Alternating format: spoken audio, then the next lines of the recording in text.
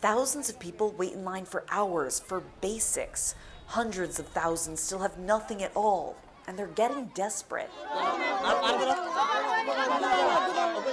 These are locals here who are handing out whatever they have, and you can see the children, the families running to collect. International aid organizations are trying to take a more organized approach. They're worried about the kind of chaos that this creates, but the people who live here, they want to provide help to so many who are in such need. An estimated 800,000 Rohingya Muslim refugees are living on Bangladesh's border. Nearly half of them arriving in the last 3 weeks, fleeing a violent military campaign in nearby Myanmar. Juno remembers bullets were flying around like rain.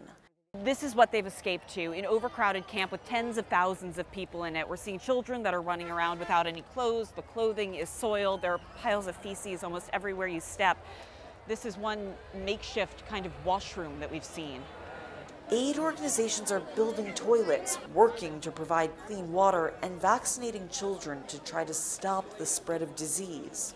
I can only describe it as wall-to-wall human suffering. The crisis is already too big for Bangladesh's government to bear alone. This area, the population here is already suffering from deprivation, and the strain on services that this is causing needs to be addressed as well. I mean, education, health, disaster-prone area as well. Trauma counselors at the camps are trying to help the Rohingya with what they've already seen, what they've survived. At least 1,300 children are still separated from families that fled as their villages burned. Juno says government forces carried out attacks late in the night and early in the morning.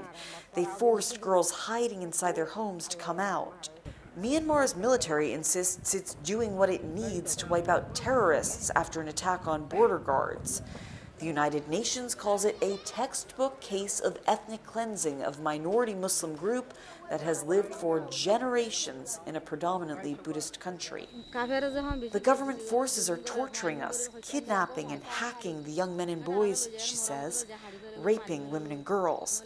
That's why we ran away and came here. All she's found now is this spot off the side of the road. She can stay dry here during the end of monsoon season. Alexandra Field, CNN, Kutupalong Refugee Camp, Bangladesh.